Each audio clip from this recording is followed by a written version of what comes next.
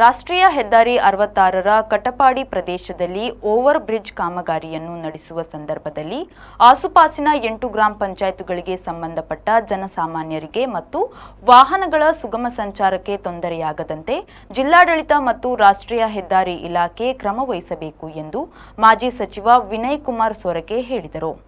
ಸುದ್ದಿಗೋಷ್ಠಿಯಲ್ಲಿ ಮಾತನಾಡಿದ ಅವರು, ಜಿಲ್ಲಾಡಳಿತವಾಗಲಿ ರಾಷ್ಟ್ರೀಯ ಹೆದ್ದಾರಿ ಪ್ರಾಧಿಕಾರದ ಅಧಿಕಾರಿಗಳಾಗಲಿ ಕೇವಲ ಕಟಪಾಡಿಯನ್ನೇ ಕೇಂದ್ರವಾಗಿರಿಸಿಕೊಂಡು ಕಾಮಗಾರಿಗೆ ಮುಂದಾಗಿರುವುದು ಖಂಡನೀಯವಾಗಿದೆ. ಅತ್ಯಂತ ಜನನಿಬಿಡ ಪ್ರದೇಶವಾದ ಕಟಪಾಡಿ ಜಂಕ್ಷನ್ 4 ಮುಖ್ಯ ರಸ್ತೆಗಳನ್ನು ಸಂಪರ್ಕಿಸುವ ಕೇಂದ್ರವಾಗಿದೆ. ಅದರಲ್ಲಿಯೂ ಪ್ರಮುಖವಾಗಿ ಕೋಟೆ, ಕಟಪಾಡಿ, ಕುರ್ಕಾಲು, ಇನ್ನಂಜೆ, ಶಿರ್ಪಾ, ಮಣಿಪುರ, ಅಲೆಪೂರು ಗ್ರಾಮ ಪಂಚಾಯಿತಿಗೆ ಸಂಬಂಧಪಟ್ಟ ಸಾರ್ವಜನಿಕರು ವಾಹನಗಳು ಕಟಪಾಡಿಗೆ ತಲುಪಿಯೇ ಮುಂದಿನ ನಿಗದಿತ ಸ್ಥಳಗಳಿಗೆ ಸಂಚರಿಸುತ್ತಿರುವುದಾಗಿದೆ. ಕಟಪಾಡಿ ಆಸುಪಾಸಿನಲ್ಲಿ ಕಟಪಾಡಿ ವಿಶ್ವನಾಥ ಕ್ಷೇತ್ರ, ವೆಂಕಟರಮಣ ದೇವಸ್ಥಾನ, ಕಟಪಾಡಿ ಚರ್ಚ್ ಮತ್ತು ಮಸೀದಿಗಳು ಇದ್ದು, ಅಲ್ಲದೆ ಪ್ರತಿಷ್ಠಿತ ಶಿಕ್ಷಣ ಸಂಸ್ಥೆಗಳು, ಪ್ರತಿಷ್ಠಿತ ಕೊರಗಜ್ಜನ ಕ್ಷೇತ್ರ ಹಾಗೂ ಬ್ರಹ್ಮ ಬೈದರುಗಳ ಕರಡಿ ಇರುವ ವಿಚಾರ ಸತ್ಯವಾಗಿದ್ದು, ಶೈಕ್ಷಣಿಕ ವಿಚಾರಕ್ಕೆ ಸಂಬಂಧಪಟ್ಟ ಸುಮಾರು 2,000ಕ್ಕೂ ಮೇಲ್ಪಟ್ಟ ವಿದ್ಯಾರ್ಥಿಗಳು ಪ್ರತಿದಿನ ಸಂಚರಿಸುತ್ತಿದ್ದಾರೆ. ಮೀನುಗಾರಿಕಾ ರಸ್ತೆಗಳಿಗೆ ಪ್ರತ್ಯೇಕವಾದ ಇಲಾಖಾಧಿಕಾರಿಗಳಿದ್ದು, ರಸ್ತೆ ಮತ್ತು ಸೇತುವೆಗಳ ಸಾಮರ್ಥ್ಯದ ಬಗ್ಗೆ ಅಧ್ಯಯನ ಮಾಡದೆ, ಅಲ್ಲದೆ ಅವರಲ್ಲಿ ಅಭಿಪ್ರಾಯ ಕೇಳದೆ ಆದೇಶಿಸಿರುವುದು ಮುಂದೆ ಅನುಭವಿಸಬಹುದಾದ ಅಪಘಾತ ಅವಘಡಗಳಿಗೆ ಅವಕಾಶ ನೀಡಿದಂತಾಗುತ್ತದೆ ಎಂದು ಹೇಳಿದರು.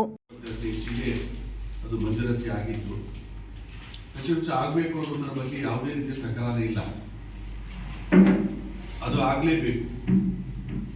ಆದರೆ ಆಗುವಂಥ ಸಂದರ್ಭದಲ್ಲಿ ಒಂದು ಏನು ಪ್ರಕ್ರಿಯೆ ಮಾಡಬೇಕಾಗಿದ್ದ ಏಕಾಏಕಿಯಾಗಿ ನ್ಯಾಷನಲ್ ಹೈವೇ ಮತ್ತು ಲೋಕಸಭಾ ಸದಸ್ಯರಿರ್ಬೋದು, ಶಾಸಕರಿರ್ಬೋದು, ಅಥವಾ DC ಅವರು ಇರ್ಬೋದು, ಜಿಲ್ಲಾಡಳಿತ ಇರ್ಬೋದು, ಇವರು ಎಲ್ಲರೂ ಕೂಡ ಏಕಾಏಕಿಯಾಗಿ ನಕ್ಷೆ ತಯಾರಿಸಿ ಅಲ್ಲಿ PDOರವರ ಕಟ್ಪಾಡಿಯಲ್ಲಿ PDOರವರ ಸಿಗ್ನೇಚರ್ ತಗೊಂಡು ಆ ಭಾಗದ ಜನರ ಏನು ಸಮಸ್ಯೆ ಆಗ್ಬೋದು, ಮುಂದಕ್ಕೆ ಯಾವ ರೀತಿಯ ಸಮಸ್ಯೆಗಳಾಗ್ಬೋದು, ಅದರ ಬಗ್ಗೆ ಯಾವುದೇ ರೀತಿಯ ಒಂದು ಅವಕಾಶವನ್ನು ಕಲ್ಪಿಸಿಕೊಡದೆ ನೋಟಿಫಿಕೇಶನ್ ಮಾಡುವಂಥ ಕೆಲಸ ಕಾರ್ಯವನ್ನು ಮಾಡಿದರು.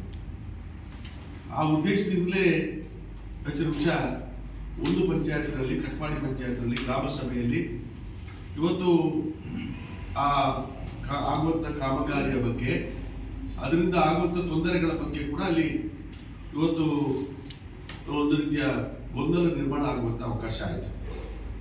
ಆ ಸಂದರ್ಭದಲ್ಲಿ ನಾವು ಆ ಕಟ್ಪಾಡಿ ಪಂಚಾಯತ್ನಲ್ಲಿ ಸುತ್ತಮುತ್ತಲಿನ ಎಲ್ಲ ಪಂಚಾಯತಿನ ಅವರನ್ನ ಬರಮಾಡಿಸಿ ಒಂದು ಸಭೆಯನ್ನು ಕರೆದೆವು. ಸಭೆ ಕರೆದು ಅದು ಪಂಚಾಯತಿನ ಅಧ್ಯಕ್ಷರ ನೇತೃತ್ವದಲ್ಲೇ ಕರೆದಿರುವಂಥ ಸಭೆ. ಇವತ್ತು ಎಲ್ಲ ಪಂಚಾಯತಿನವರು ಕೂಡ ಸೇರಿಕೊಂಡು ಅಲ್ಲಿ ಕಟ್ಪಾಡಿ ಇರ್ಬೋದು, ಕೋಟೆ ಇರ್ಬೋದು, ಕುರ್ಕಾಲ ಇರ್ಬೋದು, ಶಿರ್ವ ಇರ್ಬೋದು, ಮಣಿಪುರ ಇರ್ಬೋದು, ಅಥವಾ ಇವತ್ತು ಅಲೆಗೂರು ಇರ್ಬೋದು, ಅಥವಾ ಉದ್ಯಾವರ ಇರ್ಬೋದು, ಇಷ್ಟು ಗ್ರಾಮಗಳಿಗೆ ಇಫೆಕ್ಟ್ ಆಗುವಂಥ ಅವಕಾಶ ಇರಲಿಲ್ಲ.